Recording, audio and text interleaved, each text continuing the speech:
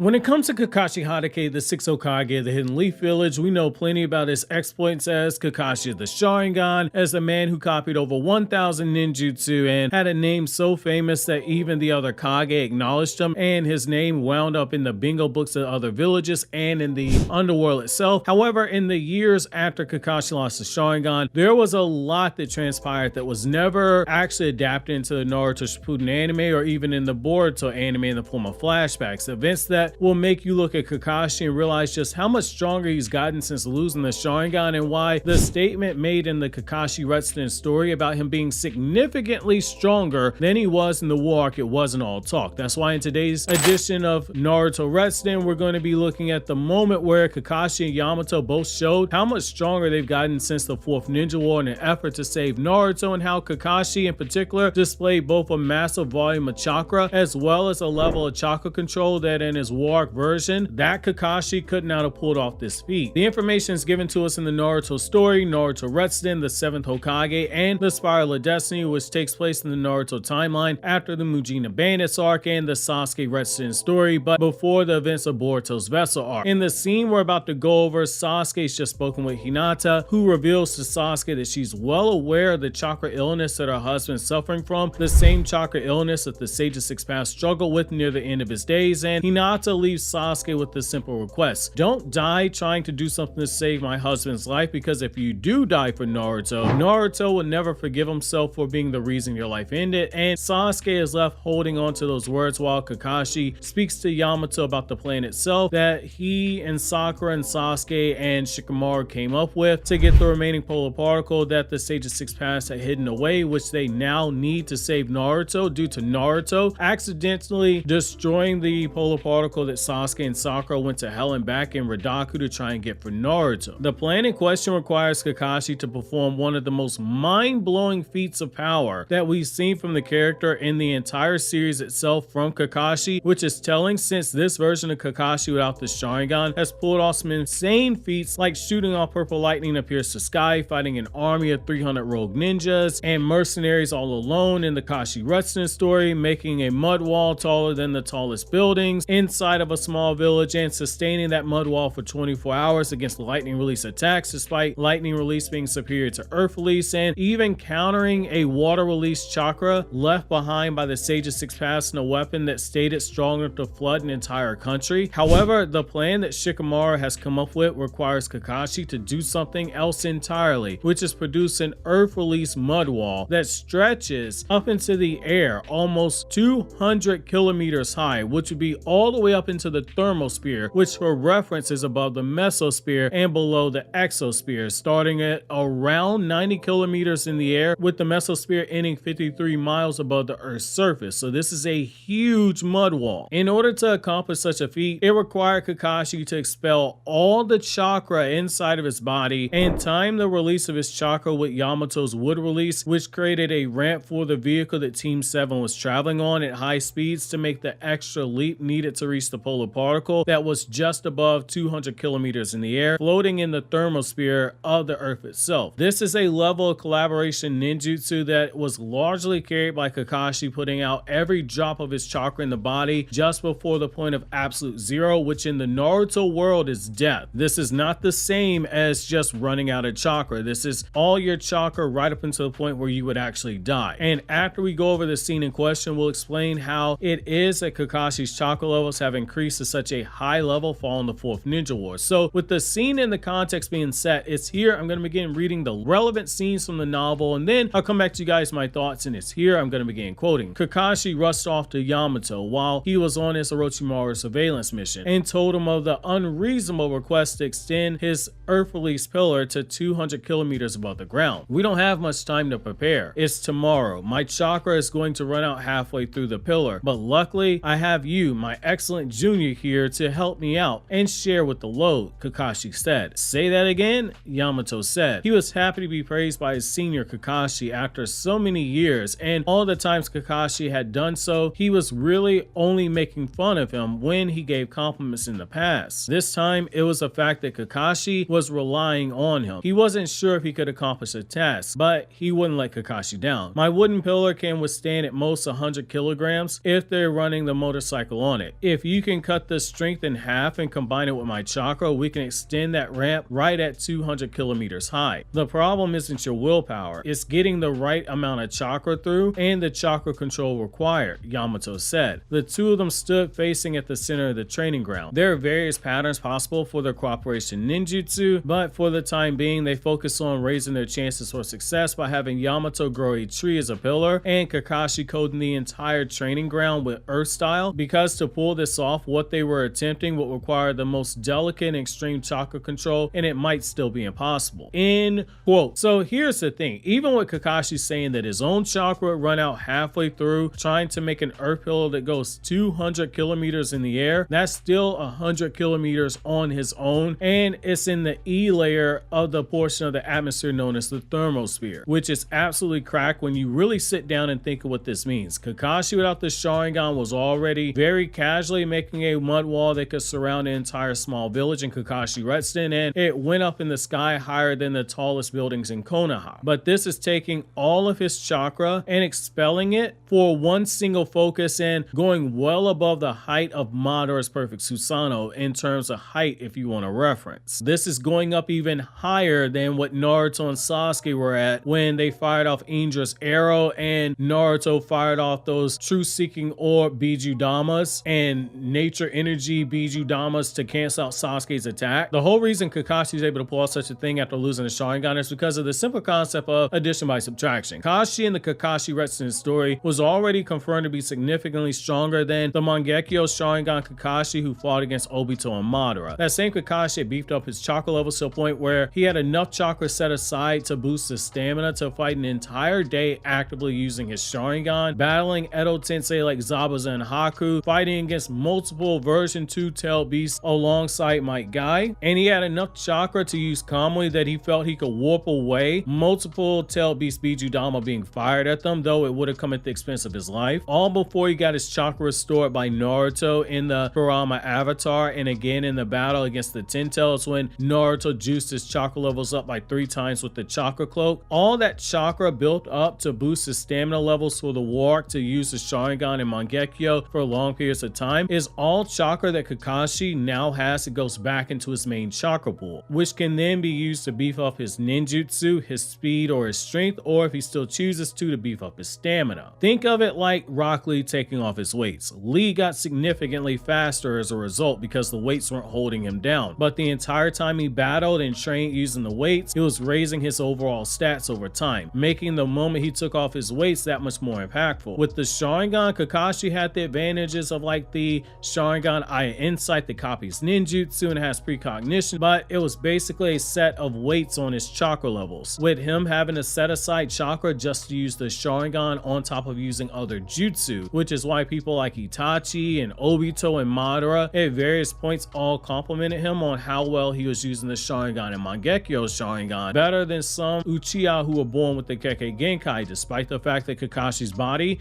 was not suited to use the Sharingan. It's addition by subtraction. All that chakra goes back into the chakra pool to be used for other things besides stamina, and as a result, Kakashi, for the 16 years after the Ninja War and right up until this very moment, has taken his time both as Hokage as well as the time after when he was retired to actually train, taking his free time to work alongside the Ninja Tech department to find more efficient ways to make his chakra levels increase and maximize his use of chakra, using scientific research to eliminate roadblocks that would have taken him years to overcome on his own if he didn't have actual data and science guiding him. Methods such as this are how he was able to create the Purple Lightning Jutsu after the 4th Ninja War, and while Kakashi as Hokage found more ways to use Purple Lightning besides using it as a projectile, as he originally did in Kakashi Heat and Lightning in the Frozen Sky, to take the perfect chakra control and take it even further by finding ways to completely take it to a higher level. That's how Kakashi was able to shoot off purple lightning strong enough to pierce the clouds to make a thunderstorm. What I love about this scene is Kakashi, by depending on Yamato, is able to come up with a plan to cut the strength of the earth release in half by reinforcing it with Yamato's wood release, which in turn will allow Kakashi to take the remaining half of his chakra and apply it to making the earth release stretch further than before, because he no longer has to worry about making it durable enough to sustain 3 people on a motorcycle, but high enough to actually reach the thermosphere. The work work is being broken up, similar to how Naruto used to break up the work to make the Rasengan. However, that's gonna be it for this Naruto Retsuden video. Does this change your mind on how strong Kakashi is without the Sharingan? While you think that over, click here to watch these other Naruto Retsuden videos.